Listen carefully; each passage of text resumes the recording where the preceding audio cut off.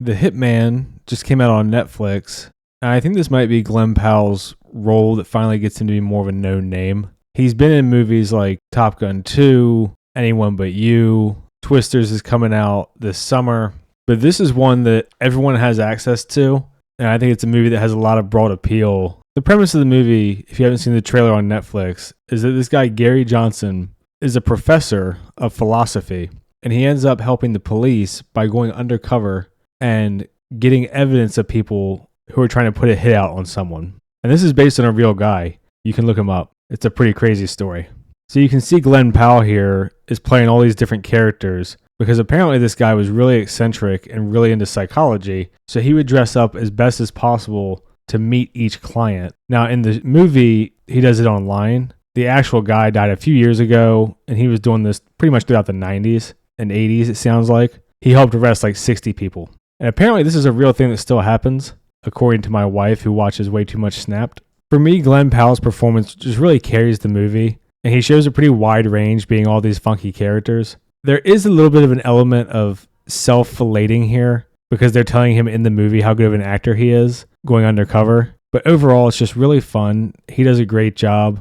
And Netflix movies, especially if they're trendy, get a ton of eyes on them. So I think this might be the one that kind of helps him become more known to the casual moviegoer. I mentioned a few things I've seen him in, but I would guess that most people don't know who Glen Powell is if you just say his name. Whoever did his outfits and makeup also deserves a lot of credit. Most of the movie, he's either split as Ron or Gary, and he really does feel like two different people. Like he actually kind of goes from like a dorky looking guy to a pretty good looking guy. I mean, obviously he is attractive objectively, but just the outfit and the way that he dresses and carries himself, his body language, just all of it makes him seem completely different. And his personalities and personas that he does are completely different. It kind of reminds me of when Tom Hardy played those twins in Legend. And he did a great job with that, obviously, because Tom Hardy's awesome. So good for Glen Powell. I think this will be a breakout movie for him, at least as far as his reputation and just familiarity with a casual fan. But let's get into the movie. There will be spoilers. I'm just going to go through the plot real quick.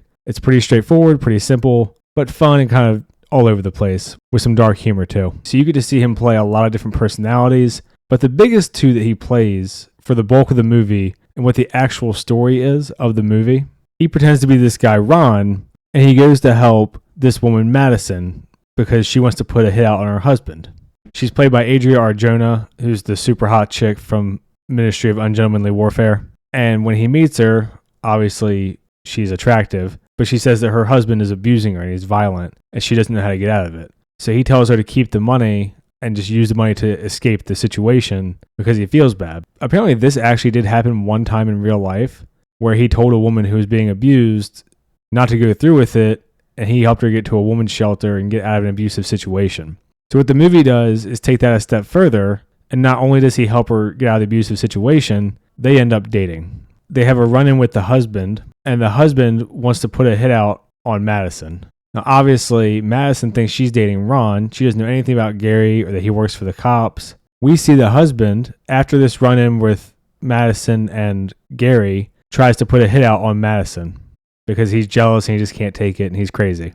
And then Madison, because she finds out, because he tells her, hey, your husband tried to put a hit out and you need to be careful, goes and kills him. He has to come forward about who he actually is. The whole thing's a mess. And then this cop who he replaced is on his ass the whole movie. So he's trying to figure out if Gary and this woman killed the husband together, or if he at least knows about it. And the movie gets kind of a dark, morbidly happy ending, I guess, where she gives drugs to the cop that's following them because he's trying to blackmail him. The guy's been a piece of shit the whole time. So Gary's like, fuck it, let's just suffocate him while he's dying. And they get their happy ending. So yeah, not sure if I like the morality of this, that kind of just because the guy was a dirty cop and an asshole, the movie tries to justify them killing him. Like he is clearly a piece of shit the whole movie, but kind of makes them just seem crazy, especially after she already murdered her ex-husband, who was trying to murder her first, but if Gary had done his job, he would have gone to jail. Overall, I think it's a movie that most people will like. It's got a lot of funny stuff, especially in the beginning. It's kind of got dark humor spread throughout. It's crazy that it's based on a real guy. And, you know, it's a pretty straightforward, no politics, no bullcrap, just simple, fun plot. I like both the leads. You see some other side characters that you recognize. The bad cop is the guy who had the iron burned face in Walking Dead. and the wife that was way too hot for him. This isn't some classic, I don't think, but it's an interesting story. It's a fun movie. It's on Netflix, so I think a lot of people will see it. And I wonder if this will be kind of a breakthrough for Glen Powell in particular. So yeah, I'm just going to leave it there for this one. Not a ton to talk about. It's probably better if you just go watch it. If you've seen it, let me know what you think. I try to respond to all the comments, like and subscribe and all that. I stream on Sundays at noon. Thanks. See ya.